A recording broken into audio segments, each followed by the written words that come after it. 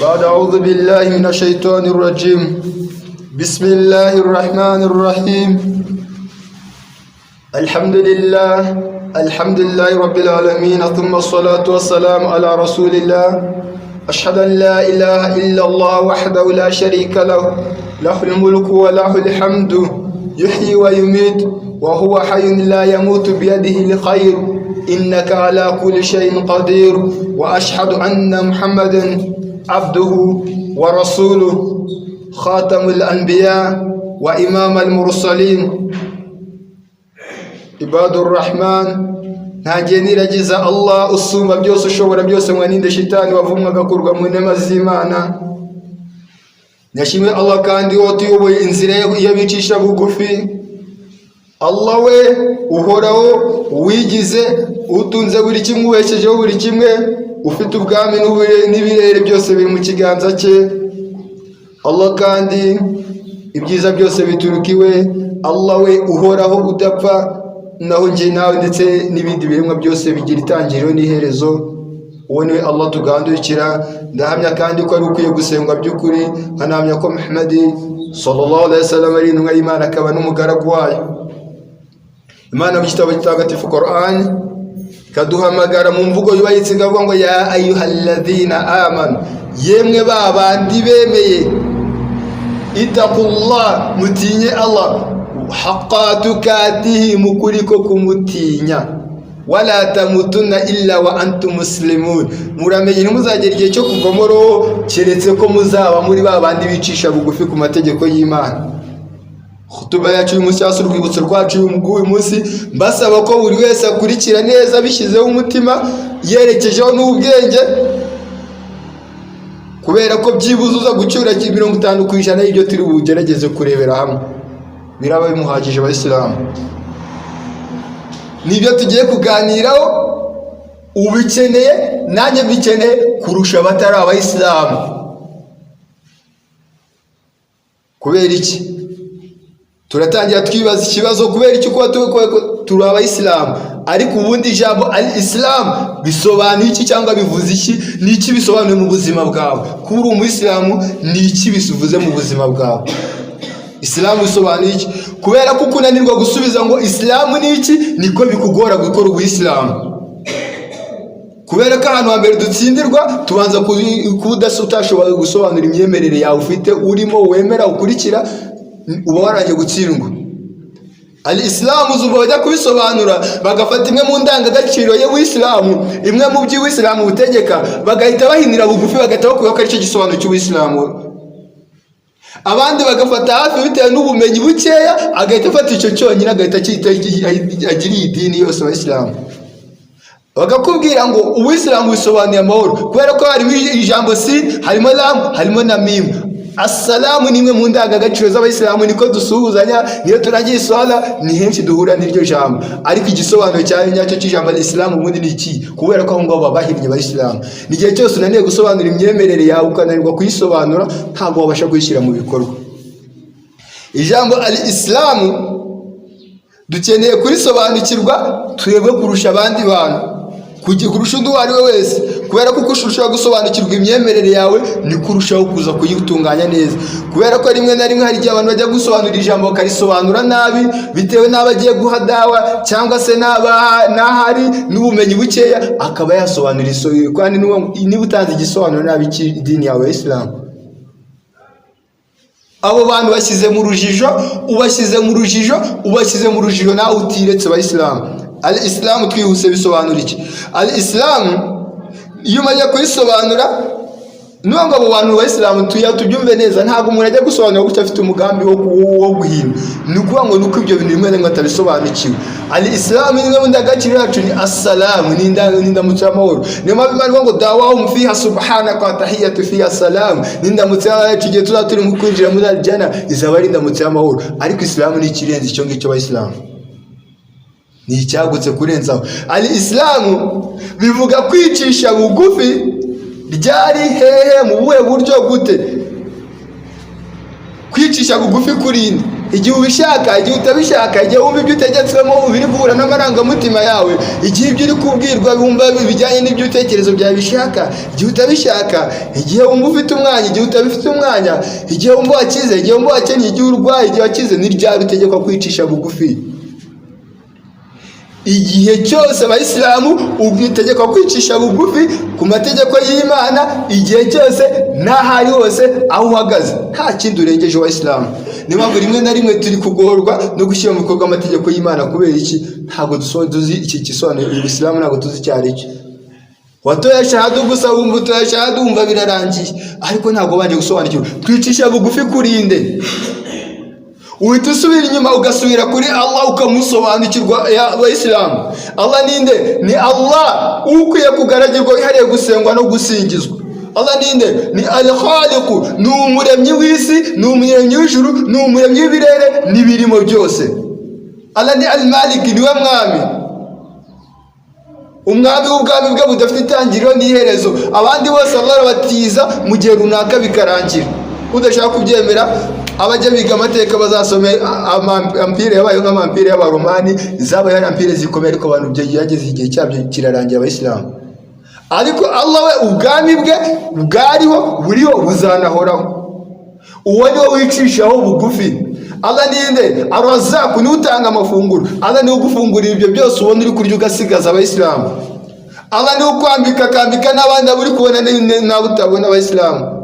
Allah ni uguha ubumenyi, akaguha ubumenyi bwo gukora iki ngiki, akigisha n'abandi gukora ibindi mu bumenyi bwe, akabavungurira abayisilamu. Uwo ni Al-Alim, niwe Allah. Allah ni ugira gute? Al-Wahhab, ni utanga ingabire ze nta gipimo ashize mu Islam. Allah ni Al-Wasi, Allah ni uwagutse abayisilamu, we ibyo bitagira imipaka. Kubera ko uyu munsi nge nawe ubushobozi bwacu aho bugarukira, hari ubwawe burangirira, hari ubwo burangirira, ariko ubushobozi bwa Allah ntaho burangirira. Allah ni Al-Qadir, n'ufite ubushobozi kuri buri kimwe cyose. Al-Muqtadir, w'imbaraga ze ziganje ahantu hose. Al-Mutakabbir, ukora buri kimwe igihe ashakiye n'igihe ashatse mu gihe ashakiye. Allah ni Al-Qahhar. Ibyo ni ibisingizo bya Allah n'amazina ye. Iyo umaze gusobanukirwa Allah mu bwo buryo ukamwumva neza, umenya neza igihe watoye shahada icyo wemeye. Kubera icyo Islam nuwango ni ukwicisha bugufi, kumvira Imana n'intumwa yayo, ukumvira Imana n'intumwa yayo. Icyo gihe ubugize ubaye umuyisilamu. Abo bicisha bugufi nibo habwa izina ryo kuba ari abayisilamu. Ni nabo twatangiranye Imana ngo ya ayyuhalladhina amanu, yemwe abemeye, taqullah, mutinye Imana, haqqa tukatihi, muyitinye mukuri ko kwitinya ko murayisobanukiye murayizi. Wala tamutuna illa wa antum muslimun, muramenye nimuzavemo roho keretse ko muzamuri babandi bicisha bugufi kuri ya mategeko y'Imana, ya Mana bamaze gusobanukirwa. Kubera iki? Ukunanirwa gusobanukirwa Islam, igisobanuro cyayo ni kwikugora ukwishyira mu bikorwa, ukabanza ugasubira inyuma. Nanone igihe cyose wibukirwa amategeko, Allah ntagakeneye iyi swala yawe nta kintu bimwongereraho, iyi swala yanjye nta kimwongereraho, gusiba kwanjye nta kintu bimwongereraho, ntacyo bimugabanyaho, zaka yawe nta kimwongereraho, nta kimugabanyaho. Byose ni wowe uri kwiteganyiriza gushyira mu bikorwa amategeko yawe ndi wicishiyeho bugufi. Niyo mpamvu rimwe na rimwe rw'uyu Muislamu gukora ikintu akajya kujya impaka ku itegeko ry'Imana abayisilamu. Kubera iki? Ntagasobanukiwe nyine Imana, ntago ayizi, ntasobanukiye igisobanuro cyo kuba ari n'umwambaro ko yambaye kuba ari umuyisilamu icyo bivuze mu buzima. Kubera iki?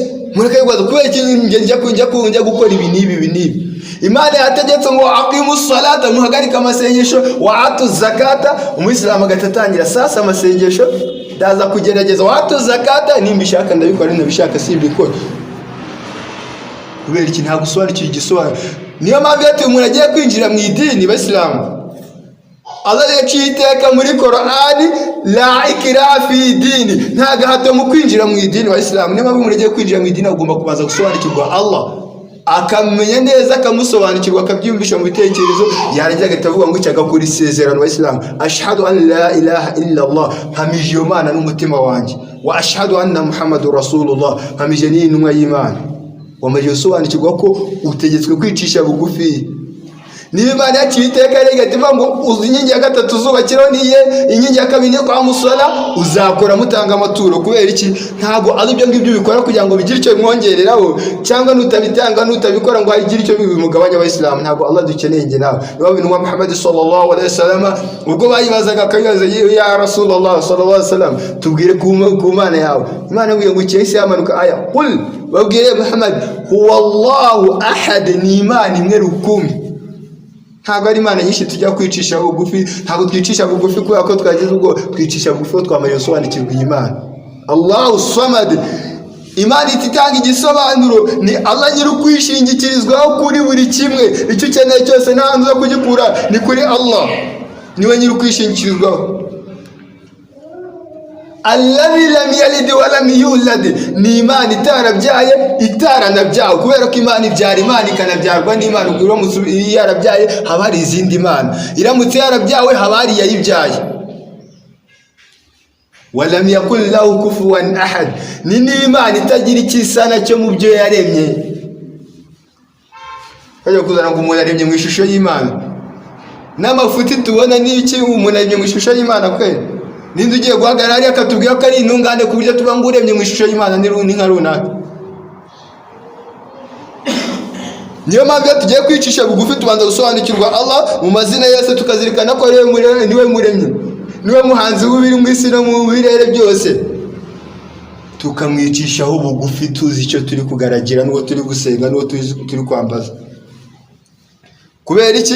Nta na kimwe kimwihisha, buri kimwe cyose kiri mu mboni za Allah. Nta na kimwe kimwisoba, ubumenyi bwe ntabwo burimo kwibagirwa nk'inje nawe nk'uko ngira twibagirwa. Allah atubwira muri Qur'an muri surat al-Baqara atubwira ngo Allahu la ilaha illa huwa al-hayyul qayyum, we ni Allah al-hayy, ufite ubuzima bwuzuye. Allah ntabwo arwara grippe nk'uko nkanjye ushobora kumva ijwi riri kuzuza ubundi ukumva ntiryaje, ukumva ndi kuvuga ijwi ritakunogeye. La al-qayyum, Allah ni uwihagije, ahubwo akarengaho natwe kagira gute akaba ari uduhagije.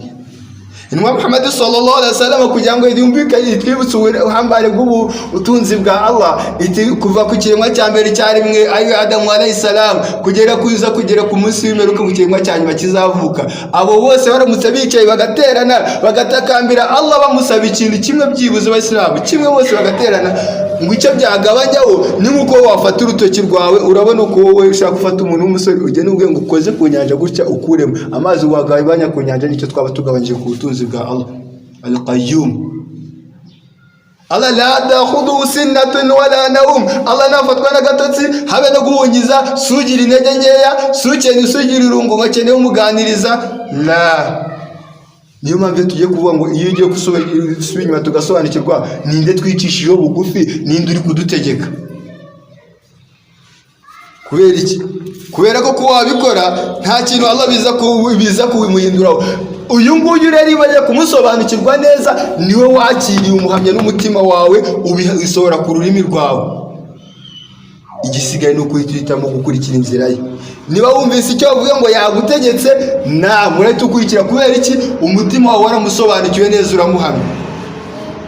Rimwe na rimwe uyu munsi abantu turi kugorwa kubera iki umwe kujya gushaka kwigisha gukora dawa ni byiza, ariko agasimbuka imisingi y'Ubuislamu yawe ukaba yahera yibutsa abantu. Niba ugiye kwigisha umuntu ntumwibutse Allah uwo ari we, ibindi byose waba ugiye kumwigisha ugiye ukoze zero, kubera ko agiye kwinjira buhumya, ariko ntabwo yinjira idini ko yasobanukiwe agiye kugaragara n'uwagiye gusenga n'uburyo bwo kumusenga. Niyo mpamvu rimwe na rimwe gusobanura turi kuza, rimwe na rimwe wahagarara imbere wavuga ikintu abantu bakajya kugitekerezaho gushaka guhindura iyo mvugo y'itegeko ry'Imana. Kubera iki? Rimwe na rimwe ntabwo dusobanukirwa iri tegeko ryaturutse he. Kubera ko Intumwa Muhammad sallallahu alaihi wasallam yarizi kwigisha neza, se niyo mpamvu kubera ko se Muhammad kubera iki yabaye intumwa y'Imana? Kubera ko Imana yamutoranyije enough. Ntabwo ujya kuzana ubundi busobanuro uko byumva, ese buriya kuki Imana itakuye intumwa ahangaha, kuki Imana yatumye abangaba, kuki Imana yakoze oya, ntabwo ubwo burenganzira njye natubufite. Igihe cyose amaye yasobanukirwa Allah. Kubera iki? Wicishe bugufi ku mategeko ya Allah. Sami'na, turita tuvuga ngo twaremeye, wa ata'na, turanakurikira Abayisilamu. Igisigaye ni ugukurikira muyobora amategeko arimo. Igihe cyose uzazana ibindi, igihe tugiye kwigisha abantu ntitubanje kubasobanurira Allah uwo ari we, tuba tubahaye ibituzuye, bizakomeza kutugora. Kubera iki? Nta ninjira zinjira buhumye. Kubera iki? Azajya avuga Allah nyine agira ngo ni ibindi bintu turi kuvuga. Ni Imana dusobanukirwa mu buhambare bwayo, mu bushobozi bwayo, mu bisingizo byayo. Kubera ko iki ngiki kibuze ntabwo tubikora kuko dukunda intumwa y'Imana cyane, turayikunda ariko ntabwo tuyikunda nkayo tuyikunda kubera ko Imana yaciye iteka ngo qul, babwire Muhammad, in kuntum tuhibuna Allah fattabi'uni, niba mukunda Imana koko by'ukuri fattabi'uni, mukurikire intumwa y'Imana sallallahu alaihi wasallam, yuhibbukumullah, Allah namwe azabakunda. Kubera ko twabanje kubikurira ko hari Imana twemeye yadutegetse kumukurikira, turakurikira ntabwo tujya kuzana mu bugorangingo. Yuhibbukumullah, Allah azabakunda. Kubera iki? Kubera ko abo bicisha bugufi byuzuye nibo bitwa abayisilamu, aribo babwiye ijambo dufata mu gicumbi rya asilamu, wa undi wicisha bugufi. Igihe cyose rero tutarasobanukirwa imyemerere yacu ngo dusobanukirwe izina, dufate fondasiyo y'idini yacu, twumve Allah uwo ari we, tumenye uko tugiye kumwicisha bugufi twamusobanukiyeho, ntabwo biraza kutugora. Turaza kugorwa no gushyira mu bikorwa y'amategeko. Kubera iki? Iyo gihe cyose tumaze kwicisha bugufi, tubona umutuzo mu mutima, tubona amahoro, tubona ibyishimo, tubona umunezero, tubona ituze. Ibyo byose biza mu buzima bwacu kuko twahisemo gukurikira Imana n'intumwa yayo, tukayikurikira mu buryo bwuzuye, uburyo Imana yishaka ko tubikora, amatara uko twe tubibona. Rimwe na rimwe ukumva abantu bakuzana ibitekerezo byabo ko umuntu abyumva idini hano ishobora yararenganyije n'iki kubera icyo Islam. Abantu bakugenda rimwe na rimwe Allah akabahitiza ilmu, none bagenda kubera ameza bari gusangira nabo bari gusangira, ntibacunga inshuti zabo, umuntu akaza kubera ko yambaye imenura agatavuga ariko bira nimwambu uburenganzira, nimwakabaye mwambuye ubujipo bugera ahangaha. Umukobwa w'Umusilamukazi nawe agatangira kuvuga ko yabujijwe uburenganzira. Imana yaragiye gutegeka iciteka, iravuga ngo yewe muhanuzi itegeka abagore bawe bambare bikwiza, hanyuma agahita azajya kuzana ariko buriya koko Imana ntirenganya. Imana muri Qur'an igahita ivuga ngo Allah ntakunda umuntu n'umwe w'umunyamahugu. Nese Allah yategetse ko adakunda abanyamahugu, warayakora. Niyo mpamvu tuba tugomba kubanza tugasubira inyuma mu misingi y'idini yacu. Waba uri umuyisilamu ugasobanukirwa ubuyisilamu bwawe koko neza, ukamenya icyo wakurikiye. Mpamvu tugira igihe nk'iki ngiki, alhamdulillah, Allah yatugeneye twajya tukicara mu ngore tukibukiranya ku magambo ya Allah, tukajya tugakangura imitima yacu, tukayisabune, tukayisukura neza. Kubera iki? Allah yakeneye ko abantu bose baza bakaba abayisilamu. Kuki intumwa y'Imana sallallahu alaihi wasallam yageze itegeka kwigisha ngo abantu bose baba abayisilamu, baba bandi biciye ku mategeko y'Imana? La, niyo mpamvu Allah yamanuye aya muri Qur'an agahita ngo la ikraha fi dini, nta gahato kwinjira mu idini. Uzasobanukirwa Allah agahitamo kumugandukira, uwo nguwo faqad istamsaka bil urwati al-wuthqa la fi samala, wazaba yafashe umugozi utashobora gucika. Niyo mpamvu uzahitamo kumugomera, nta kibazo n'uburenganzira bwa Islam. Ni nayo mpamvu ibyo tumenye kubibona tw'inshingano yacu niye Abayisilamu. Ntabwo ari uko tuza gufata abantu batakurikiye iyi dini ngo tubeho ntidusangira nabo, ngo ntidukorana nabo, ngo ntituvugana nabo, ngo mwe ntabwo muri ibyo. Inshingano yacu ni ukujyana ubutumwa bw'Intumwa Muhammad sallallahu alaihi wasallam tukabigeza ahari hose, ukaburira abantu. Ariko ntabwo ari wowe ufite ubushobozi bwo kuwagira gute wayobora umuntu. Nk'umuntu Imana yamuhaye ubwenge, araza kubukoresha, ahitamo kugandukira Imana cyangwa ahitamo kuguma mu byarimo. Ariko igihe cyose abigumyemo ntabwo biza kuvuga ngo ntuza kubana n'Abayisilamu. Muraza kubana, musangire uburenganzira bwe nk'umuntu, ariko nanone ucunga imbibi zawe, urebe ngo ese ndi kwicisha bugufi ku mategeko y'Imana. Kubera iki? Kubera ko no mu mateka y'idini ya Islamu no mu bihe bya mbere n'iki, abantu bakomeje kubana n'abantu n'abigometse ku Mana, barakomeje bakabana. Niyo mpamvu umuntu uzasanga ari kubwira ngo umuntu ngo ko atari umuyisilamu ntitubana, ntazi ubuyisilamu wa Islamu. Kwako n'intumwa y'Imana sallallahu alaihi wasallam ari cyo kiremwa cyiza Imana yaremye, ari wowe uturusha twese gukora iyi dawa, yabanaga nabo Abayisilamu akabanira mu buryo bwiza. Ariko rimwe na rimwe urazasanga umuntu kubera ko afite ubumenyi bukeya, ntazi igisobanuro cya Islamu, agira ngo abantu bose nyine bahatiye ko Islamu utabaye umuyisilamu n'umuvugisha. Ndakubwiye ko ubuyisilamu ari uko bukorwa. Allah niyo mpamvu Yesu acitega ahitavuga ngo ntabwo ari agahato kwinjira mu idini.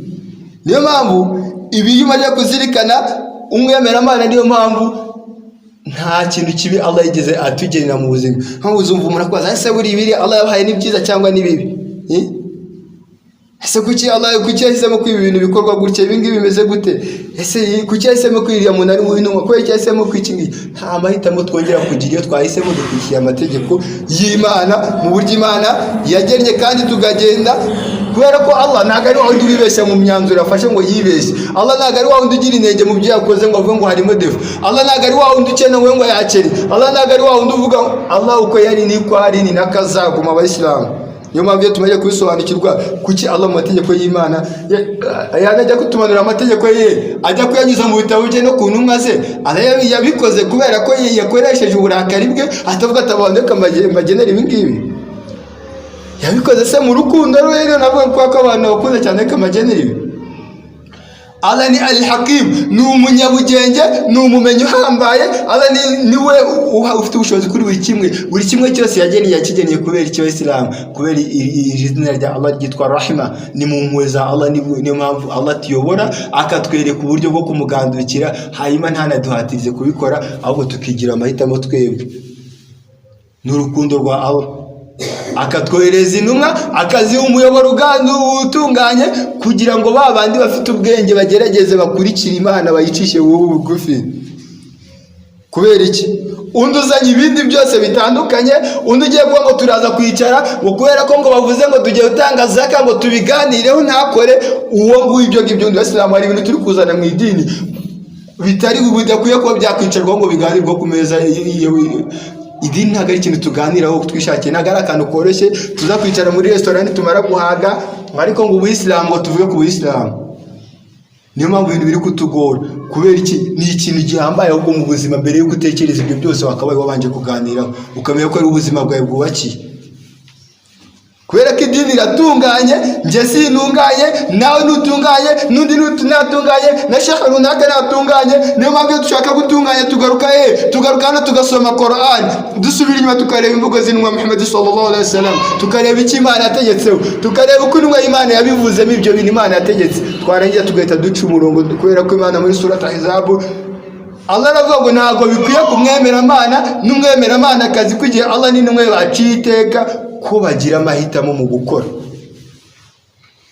hanyuma tureba Abasilamu ibiriho hano ku isi byose byabaye ku itegeko rya Allah ku igeno rye ku bushake bwe ku buhambare bwe niba uri umuyisilamu koko nta mahitamo ya kabiri ugira gushyira mu bikorwa amategeko y'Imana Allah yategetse ngo Ramadani dusibe yego ntabwo uri busibe kubera ko wabwiriwe cyangwa nta byo kurya ufite urabikora kubera ko ni itegeko ry'Imana Abasilamu niba nidutangira kuzanira undi uzatangira kukuzana ikiranye n'ayo mategeko akakubwira uko abyumva ngo uko abibona ngo ubugororangingo uko mbibona uko ubyumva ibyo ntabwo ari ubuyisilamu ibyo ntabwo ari ubuyisilamu igihe cyose dutangiye kugira gute kuzana uko tubyumva twe nk'Abayisilamu turi babandi bicishije bugufi byuzuye ku mategeko y'Imana nta kindi gisobanuro ibindi byose nta negociation dufite yo kujya kuganira ku itegeko ry'Imana nta uburenganzira dufite yaba ngewe yaba wowe yaba n'undi wari wese nta wundi ufite ubushobozi bwo kuba yakwicara ku itegeko ngo Allah kuki yategetse ibi ngibi Allah yategetse sami'ina wa ata'ana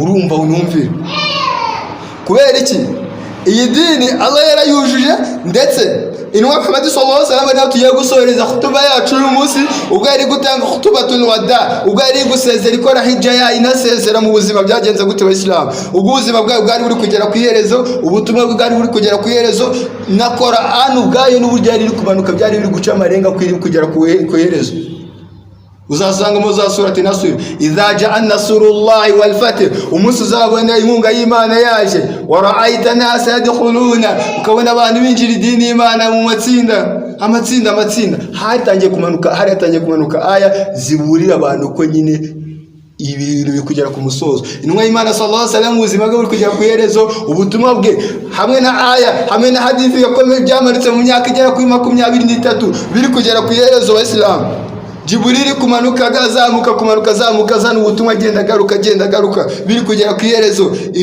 ibintu byose bimaze gusobanukirwa ibiri imbere bigaragara bitagaragara mu kwigisha mu kwiga n'umwe Imana sallallahu alaihi wasallam ibyo byose byari bigushyirwa ku murongo hanyuma nta zindi aya nta yindi Qur'ani intumwa y'Imana sallallahu alaihi wasallam iri kuganira n'abemeramana iri gutanga khutubatul wada ariyo khutuba yabaye ya nyuma yayo mu ruhame ari no muragesi igihe abemeramana uwo munsi byagenze gute abayisilamu? Allah ahita amanura aya iboneka muri surati Maida ni sura 5 aya 3. Allah atubwira ngo iki, al-yawma akmaltu lakum dinakum. Uwo munsi Allah avugisha intumwa ye, arangije avugisha ahita atangaza aya makuru kubemera Imana bose, wera uyu munsi Allah bujurije idini, al-yawma akmaltu lakum dinakum. Ibindi byawe uri buzane mu kubibona, uko ubyumva, uko ubibona, iki n'iki n'ahandi hose wajya gushaka, ibisigaye ni zero. Allah yaciye iteka abayisilamu. Wamaze gusobanukirwa ko iyo Allah avuze nta kindi twe turenzaho. Allah atubwira ngo iki, nuvuga ngo niba hari ibyo udakunze ko idini yuzujwe, nta kibazo n'uburenganzira bwawe, ariko ibyo ugiye kuzana bindi ntabwo byitwa ubuyisilamu, kubera ko Allah yaciye iteka ya dini yo kwicisha bugufi ahita anayuzuza muri khutubatul wada. Aneza ashyiraho akadomo kuri iyi dini. Wabikunda utabikunda, wazana ibitekerezo byawe n'imikino yawe n'ibiki ntabwo biri buze ngo byitwe ubuyisilamu. Kubera iki? Iyi nzira, iyi aya manuka, iyi niyo nzira yanjye, niyo nzira yawe, niyo nzira twahisemo, niwo muyoboro wanjye, niwo muyoboro wawe. Iyi Qur'ani cyabaye igitabo cyanjye, nicyo gitabo cyawe, niho tuza kuvoma ibindi bisigaye. Ibindi tuza gushaka kujya gukura hano ku ruhande, turaba tugiye kubeshya abayisilamu, turaba tugiye kwizanira indi dini. Kubera ko igihe cyose udakurikiye iyi nzira, igihe cyose udakurikiye inzira ngo wicishe bugufi ku mategeko y'Imana, ukurikira ubutumwa bw'Imana buri muri iki gitabo, ukurikira Imana yaduhitiyemo ko tubera intumwa, ukajya kuzana ubundi bugororangingo, ijuru ry'Imana ntuzigera no makuru ntaryo uzumvamo. Ijuru ry'Imana no mu makuru ntaryo uzigera wumvamo. Kubera iki? Ntabwo Allah yageze ajya kwipanga idini, ntabwo yajya kugena idini wagendere ku mahitamo yawe, uko ubyumva, uko ubibona, uko ubyumva, intege nkeya zawe. Kubera ko wumva ushaka kureba abakobwa, ushaka kureba ubwambure bw'abantu, ngo ugende ngo abantu baraza kwambara ibiteye isoni, kubera ko wumva uri kwangiritse mu bitekerezo, ufite ibitekerezo by'ubutinganyi, ngo abantu baraza kugenda abagabo baryamana, uko ubyumva ntacyo bivuze imbere y'amategeko y'Imana. Niyo mpamvu aho ngaho n'umwami Muhammad sallallahu alaihi wasallam yahise avuga ngo mbasigiye ibintu bibiri, mubishikameho. Ntabwo n'umwami aravuze ngo mubifate gusa, oya, mubishikameho. Uzabishikamaho uwo azaba ayobotse by'ukuri, n'uzanyuranya nabyo azaba ayobye. N'umwami Imana sallallahu alaihi wasallam iti, hari hadith ivuga ngo mbasigiye umuryango wanjye, iyi umma nabo mu muryango mu rugo rw'intumwa y'Imana, mbasigiye igitabo cy'Imana Qur'ani, mbasigiye n'umuryango wanjye. Iyi umma ni amana kuri twese abayisilamu, kuri njyewe nawe. Iyi umma kuba turi abayisilamu, wowe ukwicaye iruhande n'ukwicaye iburyo n'ukwicaye ibumoso, ni amana uramushinzwe nawe aragushinzwe. Mbere yuko n'uwo Imana yituvuga ngo mbasigiye Qur'ani, mbasigiye n'umuryango. Indi hadith ikavuga ngo mbasigiye Qur'ani, mbasigiye n'imigenzo yanjye. Zose izo hadith ziri sahihi.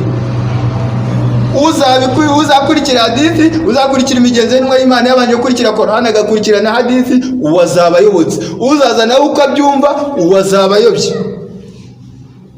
Igihe cyose muzabikurikira ntimuzayoba. Kubera iki? Izindi siyanse zose uko zimeze zigenda, yana murakoze ni umunyamibare, ariko ibyo ayo masiyanse yandi n'ibiki ubwikorezi ibiki byose bigenda bitera imbere uko igihe cyicuma. Kubera iki? Uzasanga mbere batwagendaga mu muhanda uri bibinogo, sibyo? Uko iterambere rigenda ryiza, uko igihe kigira imbere, tutajya gutunganya umuhanda. Umunsi alhamdulillah turi kugenda mu muhanda ducamo tudategwa. Ariko Islamu ntabwo ari siyanse nk'izo ngizo. Ntabwo Islamu iza guhindukana n'ibihe kubera ko twebwe twagize intege nkeya cyangwa uko turi kubyumva. Niyo mpamvu Islamu yo uzayimenya gute? Islamu Allah aratunganye, no kugira ngo yani umuyisilamu nuko nawe wihitamo gutungana. Niyo mpamvu igihe cyose mwese uko mwicaye ahangaha mubizi neza ko kuza gusali salati juma ni ukugenda ukabanza ukiyuhagira, ugasukura, ukamuza gusali wambaye imyenda isukuye. Kubera ko Allah ni mwiza, akunda n'ibyiza. Ntabwo uri bugende uko ubyumva ngo urabona ngo njyewe rero ngo intege nke zanjye ndabanza nigire mu kazi, ngo nimingukana imyenda ngo izana n'umusigiti muri usali salati juma. Ntabwo ari yo dini. Kubera ko wagize intege nkeya cyangwa uko ubyumva cyane, idini iratunganye. Allah ni mwiza, akunda n'ibyiza. Niba rero wamwicisha bugufiya, uramutegurira ibyiza kubera ko umushakaho ibyiza, kuko Allah atanga ibyiza. Niyo mu Islamu wavuga ngo urumwe hagarara nk'umuyisilamu, mwaba babiri muhagarare nk'abayisilamu, mwicishe bugufi ku mategeko y'Imana. Abayisilamu uko ugenda ugira ubumenyi, iyi ntabwo ari idini y'abantu binjije. Niyo mpamvu iyi Qur'ani rimwe na rimwe narakongeye ngo kuba umuyisilamu ngo biragoye. Kubera iki? Gusoma iyi Qur'ani tuyisoma uko yamanuwe abayisilamu, ntabwo ujya kuzanamo urabona rero ngo ngende umuhanga mu kinyarwanda wenda ndayisoma mu kinyarwanda. La, uyigiraho ubumenyi, ukagiraho ubumenyi. Uko urushaho kugira ubumenyi ku kintu runaka niko urushaho gutunganya, uko urushaho gutunganya ukora ibintu bizima kuko ubisobanukiwe ubizi. Rero no mu gusoza niyo mpamvu buri munsi ugomba kugenda ukareba. Ntabwo uyu munsi abantu baza kuvuga ngo baraza gusenya idini, baza kuvuga ngo va mu Buyisilamu, iyo nama yarashaje yani yo kwataka idini. Ntabwo neza kuza bakubwira ngo wowe ngo kuki uri umuyisilamu, baraza kuza bagucangacanga ku myemerere yawe rimwe na rimwe, nawe ujye gusobanura, ufata igisobanuro kitari cyo. Niyo mpamvu ukeneye kuyisobanura, ukeneye kubanza ukayiga, ukeneye kuyisobanukirwa kugira ngo ukore icyuzi udashidikanyaho. Nta Islam ari uko tubibona, si uko tubyumva, ahubwo ni ukwicisha bugufi mu mategeko y'Imana. Asoreza kuri aya imwe, ni aya iboneka muri surati Nisa. Allah yatubwira ngo iki? Fala wa rabbika, Allah yatubwira ngo ndahiye ku izina rya Nyagasani wawe, la yu'minuna hatta yuhakimuka fima shajarata bainahum thumma la yajidu fi anfusihim harajan mimma qadaita wa yusallimuna taslima. Izi ni aya itishira iteka gati kwibutsa mu Islamu ubuzima ugomba guhagararamo. Aravuga ngo ndahiye ku izina rya Nyagasani wanjye. Ntago abantu bazemera by'ukuri keretse babanje kugira intumwa y'Imana sallallahu alaihi wasallam, basubiye ku mvugo z'intumwa y'Imana bakareba ku byo bagiye gukora izo mvugo intumwa y'Imana yabivuzeho iki, akaba ari umucamanza. Hanyuma bamara kubyumva ibyo ngibyo byose, hanyuma ngo ntibasigarane ingingimira mu mitima yabo, kubera ko uko intumwa y'Imana yabigena ibyo bintu, ntibasigarane ingingimira. Allah agahita avuga ngo iki? Kandi bakabyakira banyuzwe. Aya nabwiye yindi yo muri surati Ahzab iravuga ngo iki? وما كان للمؤمنين والمؤمنات إذا قضى الله ورسوله أمرا أن يكون لهم الخيرة من أمرهم ومن يعص الله ورسوله فقد ضل ضلالا مبينا. Allah ntibikwiye ko kumwemera Imana cyangwa se umwemera Imana akazi kwigiye Allah n'intumwa ye baciye iteka ko bagira amahitamo mu byo gukora, kandi uzigomeka kuri ibyo byose. Igihe cyose tubwiye hano tugakangurirwa ibyiza biri muri iyi dini, tugashyira andi mahitamo nuko tubyumva, tumenye ko ngo abo bazabayobye kandi ubuyobe bugaragara. Dusaba Allah ko aduha kuba mu bayobotse by'ukuri. Allahumma amin.